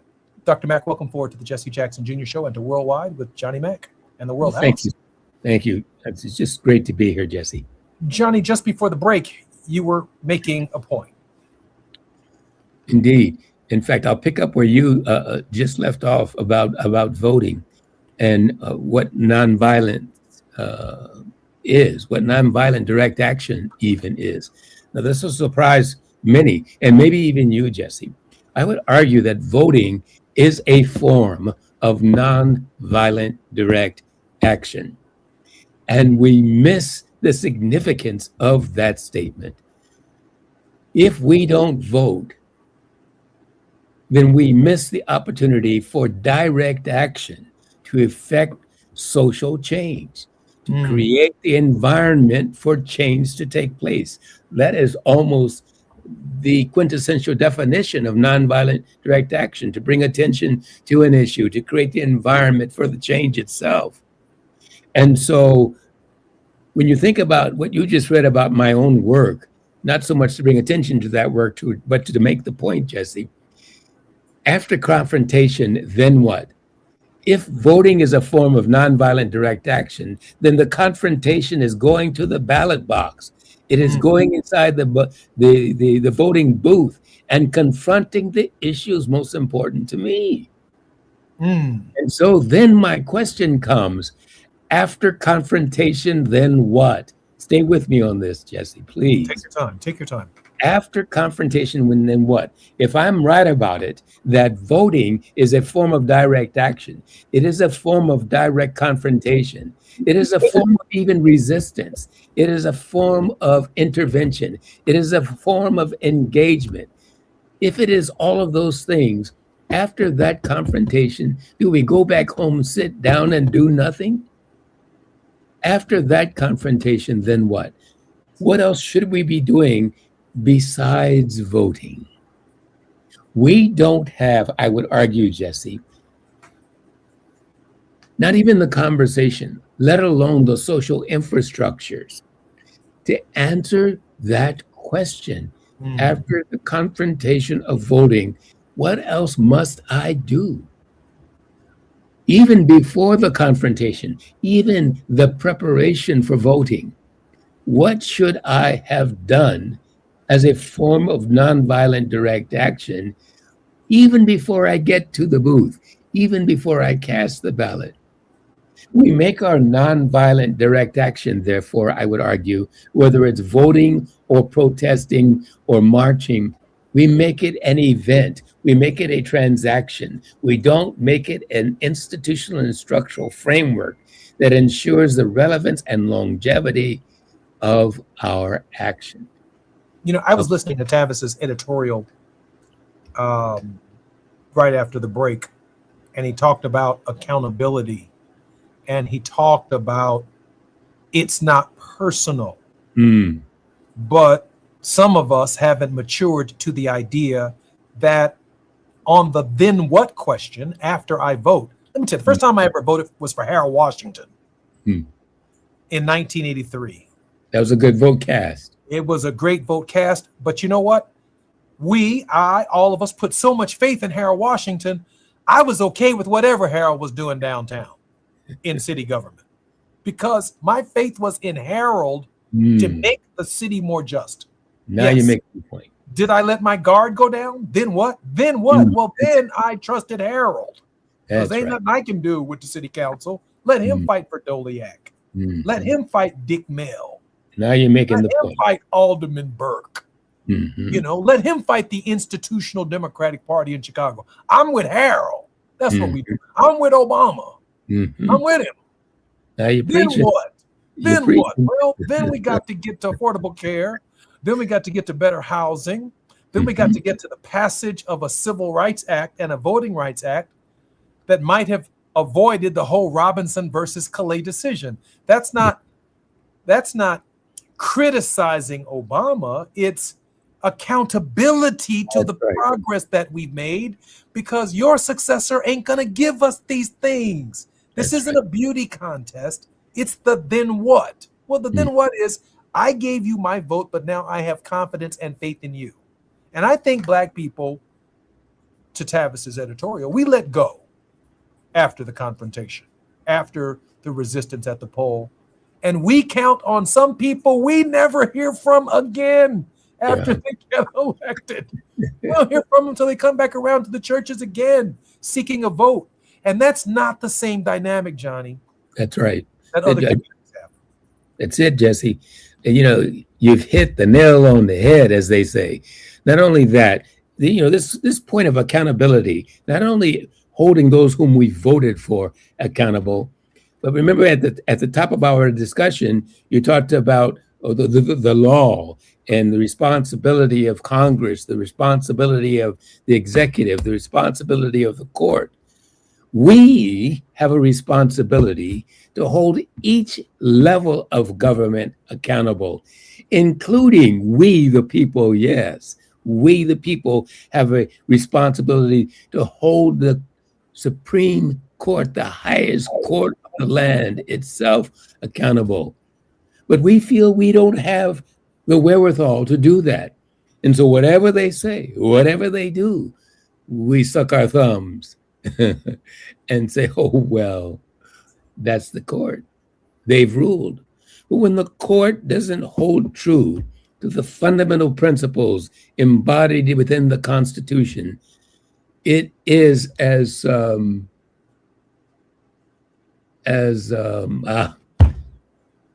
drawing a blank. It'll come back to me. It is our duty.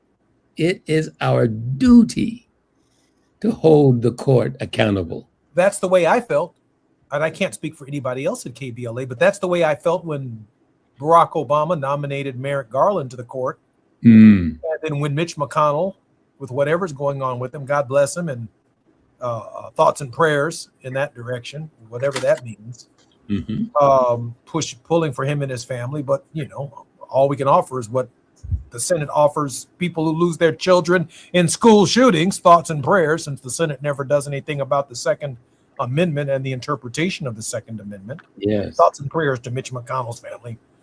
Like that's going to do him a whole lot right through here. With that said, I mean, I don't think Obama put up a fight for Merrick Garland to be on the court, but I can tell you something else. With hindsight, when Merrick Garland became Attorney General under Joe Biden, this guy right here is responsible for what's going on right now. And we don't even mention his name. And, you know, we were so busy happy with Joe and happy with Kamala that for 2 years in that administration, Merrick Garland was afraid. He was scared. And then we can look with hindsight and say, well, now this is the same guy Obama wanted on the Supreme Court. Well, what kind of Supreme Court justice was he going to be in the first place? Let alone when he's Joe Biden's Attorney General. I mean, he's awful, just awful. I'm Jesse Jackson Jr. When we come forward, we're going to figure out how we can be supportive of Johnny Mack and hear some final thoughts from Johnny. More on KBLA Talk 1580 right here on the Jesse Jackson Jr. Show. While you're stuck in traffic, we can at least bring you up to speed on the news of the day. You're listening to Jesse Jackson Jr. only on KBLA Talk 1580.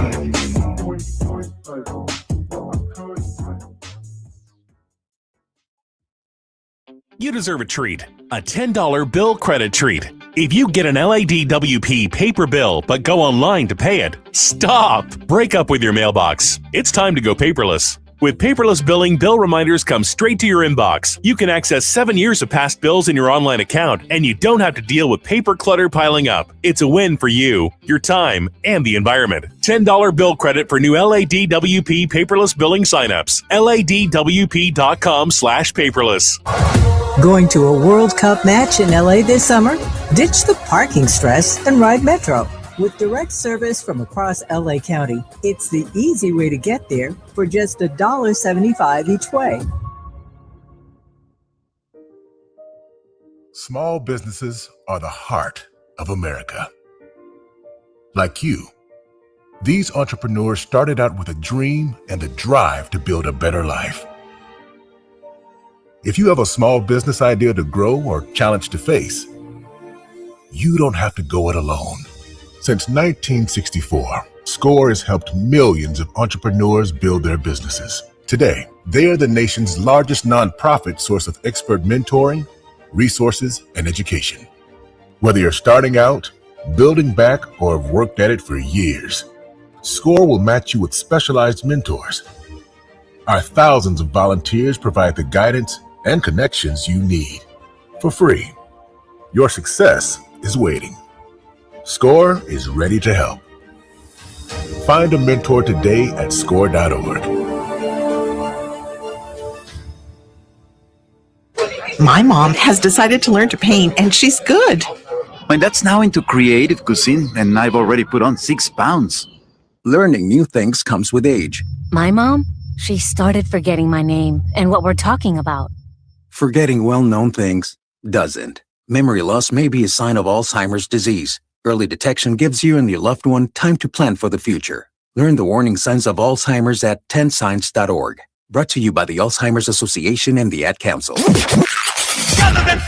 In a world full of noise, one station keeps it real. KBLA Talk 1580, where the conversation goes deeper, the voices sound like yours, and the issues that matter most to our community take center stage. Progressive, powerful, unapologetically us.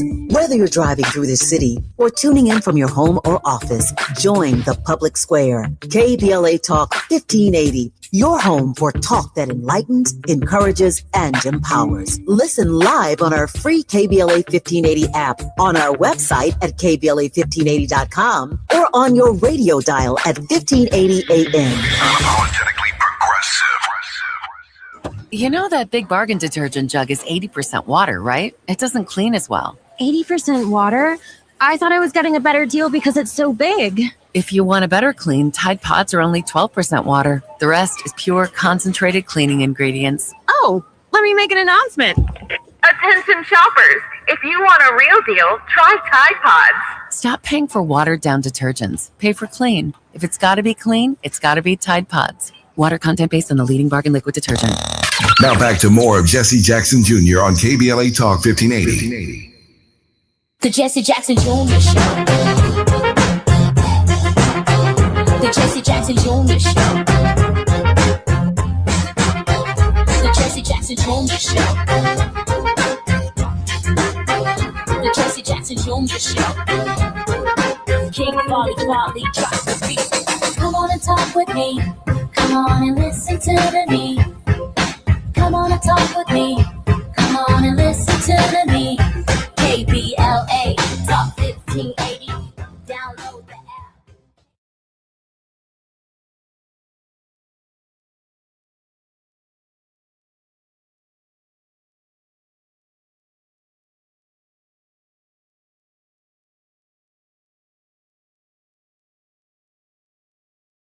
The 101, the 5, the 10, the 118, and the 110. You're listening to the Jesse Jackson Jr. Show on KBLA Talk 1580. We're in the World House with Johnny Mac.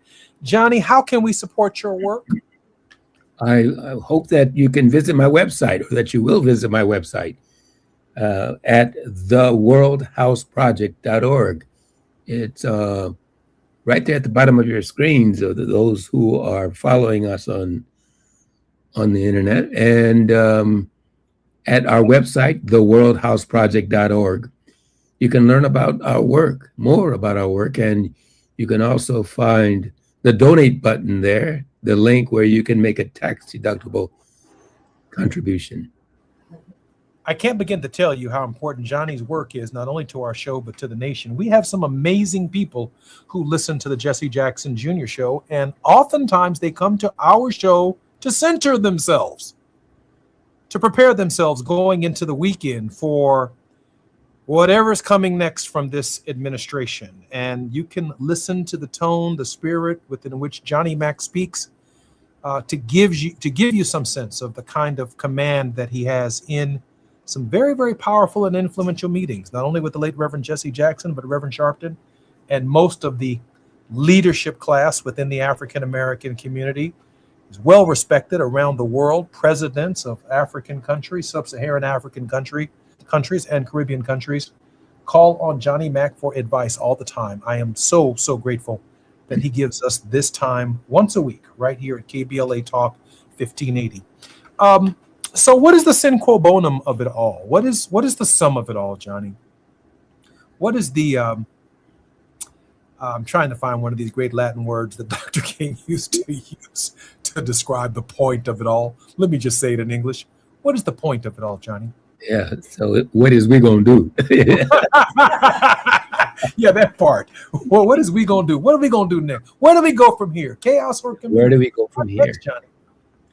Well, Jesse, I think we as a people, and anyone under the sound of my voice who identifies themselves in that framework, we as a people, King would say, are going to get to the promised land, but the way we'll get there is not individually. We, he said, not you and not me, not I, we as a people will get to the promised land. And so we together have to work together. We have to struggle together. We have to plan together. We have to organize together. We have to mobilize together. And we have to act together. We have to create the organizations, the social institutions that we, the people, can make decisions over, where we can deliberate, we can decide, and we can act, rather than relying solely on representative government, for example, or solely on an executive that we hope, once in office, will act on our behalf. We have to have the institutional, structural relationships within our communities and across connecting our communities to act. That's a longer conversation, and I hope one of our upcoming sessions, Jesse, will talk very tangibly about what that looks like. What are the institutions and structures? What are the organizations? We understood them to be the church and our schools, our public meetings of various kinds in the mid-20th century. What are they today? Are they on social media? Are they still in our churches and with our churches, represented by our churches? Are they our social clubs, our fraternities and sororities? What are those institutions where we deliberate, decide, and act upon our best interests? We need a conversation about that. I absolutely agree. And in this moment, Johnny, I am thinking about the greatness of Frederick Douglass. I mean, in my lifetime, I was 3 years old when Martin Luther King Jr. was assassinated. But because of the way in which he related to Lincoln, the way in which he articulated the case of our people, the fact that he lived through the 3 Reconstruction Amendments, the fact that we are even debating the Reconstruction Amendments, and the loudest voice on behalf of our people during that period was Frederick Douglass, self-educated, former slave, one of the world's greatest orators in the English language. That if Frederick Douglass had not articulated what the problem was and helped move Lincoln to an even broader understanding of the consequences of the peculiar institution of slavery, we might not have gotten to a Frederick Douglass type leader until Martin Luther King in the 1950s. So slavery would have continued for quite a longer period of time, not because we were arguing for a piece of legislation, but we needed a bridge in the Constitution that even our opposition could no longer cross. They can't get past the 13th Amendment. It stops them in their tracks. The 14th Amendment, it's debated. It took a major blow last week, but they had to discuss it. It stops them in their tracks. The 15th Amendment, it took another hit in Robinson versus Calais. But there's only so far they can go because of the way in which he conducted that struggle. It allowed Rosa Parks to sit down and have a legal basis to say, I can ride on this bus. That's the 14th Amendment to the Constitution. And Dr. King can come to her rescue and say it's time to implement the 14th Amendment. And the court can shape it with Brown versus the Board of Education under the leadership of Thurgood Marshall and the Clark studies and all of those cases that came together in the former Brown versus the Board of Education that laid the foundation for the American with Disabilities Act, the LGBTQ, the Civil Rights Movement, and everything else that came forward after that. And that is because in his time and space, Frederick Douglass strengthened our constitutional value, and he fought for it in a way that the future cannot go past his thinking. It just can't get past it because it's there. With that said, Johnny, I thank you for sharpening the pencil on all of our thinking. Look forward to supporting you at the worldhouseproject.org. That's www.theworldhouseproject.org or www.thejohnnymackgroup.com. Johnny, a word of hope. A word of hope. Well, I'm looking for one, Jesse. And I have to admit that today I don't have that word except the word itself. I hope in hope itself. I hold on to the idea that hope springs eternal. And I hope that each and every one of us will grab hold of that idea. And we'll never let go of hope.